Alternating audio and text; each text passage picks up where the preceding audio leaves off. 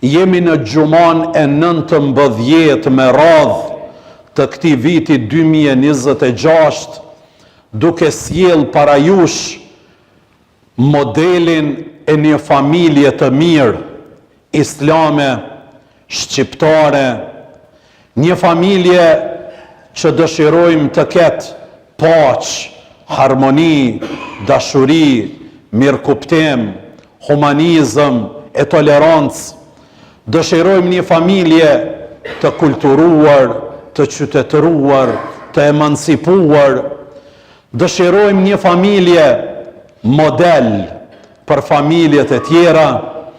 Përmes këtyre ligjëratave synojmë t'i edukojmë vladët e tonë, djemë dhe vajza, që kudo që të shkojnë, kudo që të veprojnë, të jenë kandila ndriçues, se një fëmijë, djalë apo vajzë, që nxjerr të edukuar nga familja jote, let udhton kudo në rrezullin toksor, ai apo ajo do të qëndrojnë gjithmonë të moralshëm, të sjellshëm dhe të edukuar.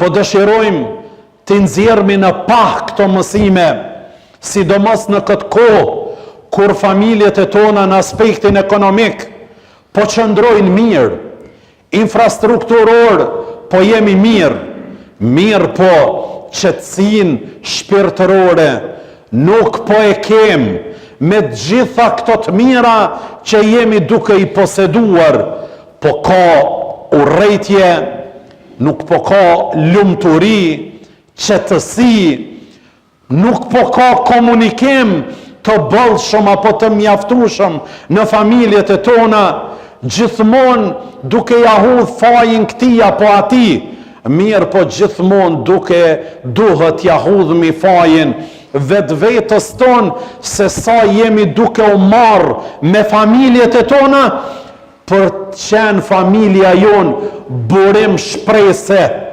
burim harmonie dhe lumturie, burim i punës dhe i angazhimit.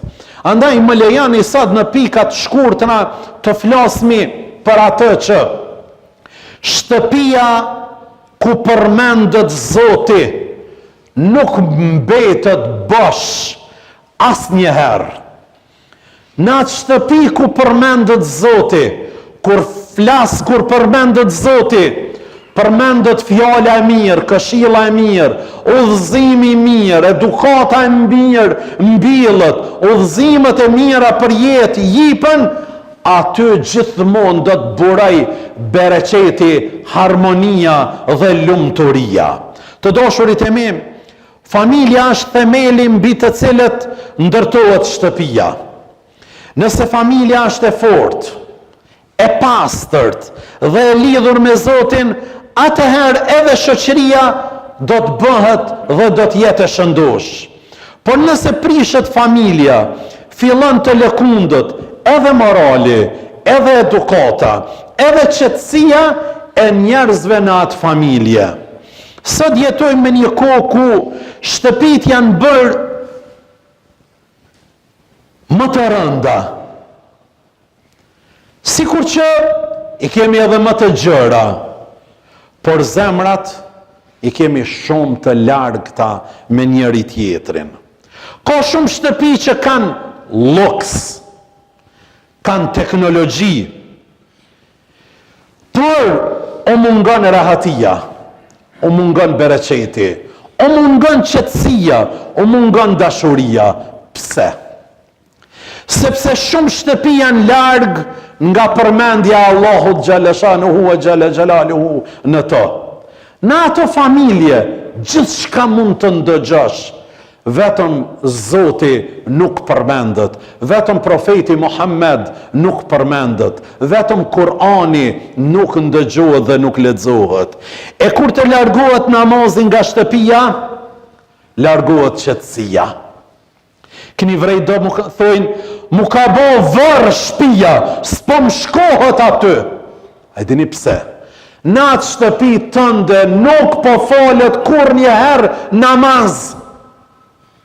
E kur largohet Kurani, hyn grindjet, përçarjet, e kur largohet lutja, zemrat e tona bëhen të ngurta, sikur që edhe bëhen të thata, bosh. E kur largohet përmendja e Zotit, shtëpia mbushet me plot ftohtësi shpirtërore. Asgjë nuk mungon. Antarët e familjes të ftoft, krejt, akull, të ftoft.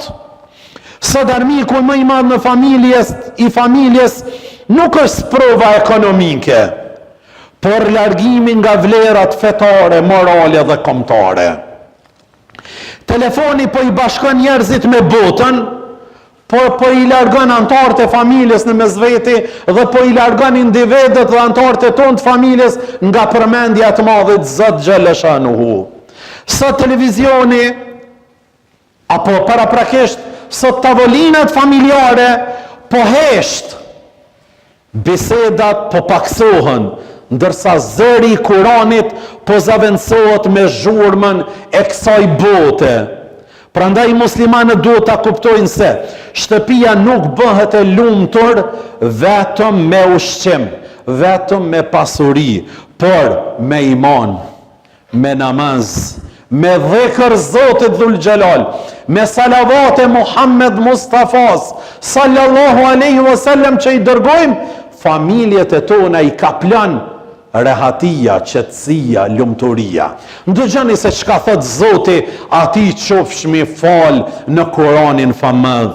Thot: "Wa'mur ahlaka bis-salati wastabir 'alayha." Urdhnoje e vladin, familjen tone për namaz dhe bëhu i qëndrushëm, shpesh përmendja. A ke marrë abdes, a e fali namazin, a e fali drekën, a e fali sabon, a e fali akshamin, përmendja. Se angazhimi për dynjan, shejtani nuk prashit, që të senet dhe të tim bjell, të largon prej namazit. Dura, përmendja shpesh.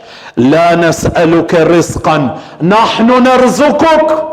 Na nuk kërkojmë prej tije risk që t'ju japësh, na ju furnizojmë juve. Na jemi të kërku për juve, kërkoni nga familjarët e juve me fal namaz. Zoti po thot, ati i qofshmi fal. Na jetën kuranor tjetër thot: "Alladhina amanu wa tatma'innu qulubuhum bi dhikrillah." Ata të cilët besojnë Allahun Dhul Xhelal dhe ju qetësohen zemrat e tyre me përmendjen e Zotit. Ela bi dhikrillahi tatma'innul qulub. Se vetëm me përmendjen e Zotit qetësohen zemrat e tona.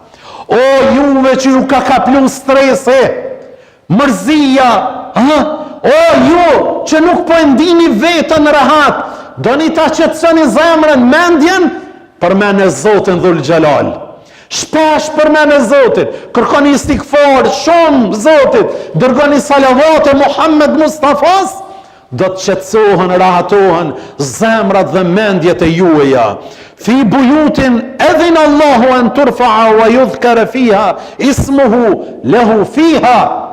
Allahu urdhnon me u përmend, se në ato shtëpia që përmendet Zoti, ajo shtëpi ngritet, ajo shtëpi lartësohet, ajo shtëpi ndriçohet. Për këtë dietarët thonë, këto hyn shtëpitë e besimtarëve, të dashurit e mi. Dëgjoni çfarë thot profeti Muhammed alayhi salatu wassalam, thot: "Mos i bëni shtëpitë e juaja varreza." Cilët ja Resulullah? Cilat janë ato shtëpi varreza më u bë? Thot ato shtëpi që nuk falet namaz në to dhe nuk përmendet Zoti në to, ato shtëpi mbesin varreza. Ngjallni shtëpit, po don të thot, ngjallni shtëpit, mos i vdisni shtëpit, falni namaz në to. Profeti thejke, kur njeriu fal namaz natën në shtëpinë e tij, Allahu e vendos dritën mbi atë shtëpi. Shembuj, shtëpia Muhammed Mustafa sallallahu alaihi wasallam ishte e thjesht për nga pasuria, por e madhe për nga bereqeti. Kishte ditë që në shtëpinë e tij nuk ndiste zjarr për të pjeka apo për të zini ushqim. Mirë po ishte i ndriquar në tokë, sepse aty lexoi Kurani, aty falej namazi, aty përmendej Zoti Dhul Xhelal dhe ishte shtëpi në këtë gjuhën tonë, shtëpi e gjallë. Fatimja vëza Muhammed Mustafa ishte e martuar me Aliun. Edhe pse jetonin me pak gjëra materiale, shtëpia e tyre ishte plot qetësi e iman. Natën e kalënin në namaz dhe lutje, ndërsa ditën në respekt dhe sakrificë dhe implementim të atyve mësimeve që i marshin nga Kurani. E dashurit e mi, sot shohim familje që kanë gjithçka materiale, por nuk kanë qetësi. Kjo është shumë e dhëmshme. Më të shku bësht, kjo pasuni, pa i shiju ato të mira, a i dini kush nuk i shijon? Ai dhe ajo që në atë shtëpi nuk e përmendin Zotin, kur nuk noqen me ato të mira që i posedojnë, dhe zatën ata janë të vërbum, nuk i shohin ato të mira që Zoti Dhul Xhelalu a ka dhënën. Ka prind që pak flasin me fëmin, por telefonat flasin, apo në telefonat tër natën. Ka shtëpi që televizori tër ditën është i ndezur me muzika të ndryshme, por rrallë hera po fare hiç nuk ndëgjojmë në ato televizione duke ndëgju u lexu Kur'ani madhnushëm. Shiqani që thojnë dietarët. Ibn Qayyim el-Jauzi thot, shtëpia në të cilën lexohet Kur'ani zgjerohet për banorët e saj dhe shtohet bereqetin të. O zgjerohet e shtëpi. Zgjerohet dhe shtohet bereqeti. Hasan el Basri thot, kërkon e ëmbëlsin e jetës në 3 gjëra. E para në namaz, në përmendjen e Allahut dhe në leximin apo ndëgjimin e Kuranit. Sufjan e Thauri thot, kur namazi hyn në shtëpi, hyn edhe bereqeti, sepse shtëpia ku përmendet Allahu nuk mbetet bosh, ajo mbushet me mëshirë, ajo mbushet me bereqet, ajo mbushet me qetësi dhe ajo është mbrojtje, ajo shtëpi nga i madhi Zot xhalla shanuhu wa xhalla xhalaluhu. E Yusuf el-Qaradawi thot, shtëpia muslimane nuk ndërtohet mbi mure dhe orendi, por mbi besim, mbi namaz dhe moral. Nëse mbushet apo nëse humbet lidhja me Allahut, humbet edhe qetësia me familjen. Kush i humb lidhjet me Zotin, e humb edhe qetësinë me familje. Familja që lidh jetën e saj me Kur'an dhe namaz është familja që i reziston çdo sprove të kësaj jete. Risku më i madh i familjes muslimane është kur rreziku më i madh i familjes muslimane është kur zbrazët zemra nga përmendja e Zotit. Rreziku më i madh i familjes muslimane është kur zbrazët zemra, shpirtërisht je i zbrazur. Andaj ne përmes këtyve fjalimeve e të tjera me radhë e kemi një synim që muslimani mi shiju këto të mira që ne i ka dhonë. Shiqani këto që jemi në saf, çdo njoni prej neve, çdo njoni më i veshur më mirë se sa tjetri, më i pastër se sa tjetri, ka me makinë më të mirë se sa tjetri, shtëpi komode, o borë porçe të bukura, që gjitha të mira. Pse më e bu nuk je i qetë në familje? Është vetëm një përgjigje. Zemrën tonë e kemi mbush me gjithë shka dynjas, vetëm me përmendjen e Zotit, me namaz, shtëpin tonë, me dhekër, me salavate. Muhammed Mustafas për me i dërgu, nuk e kemi mbush. Allahu na pranoft, e Allahu na mundsoft me i gëzu zemra tona, shtëpi tona, familjarët tonë, me përmendjen e Zotit, me dhekër duke i bërë ati, me istikfar dhe me salavat për Muhammed Mustafan sallallahu alaihi wasallam. Walhamdulillahi rabbil alamin.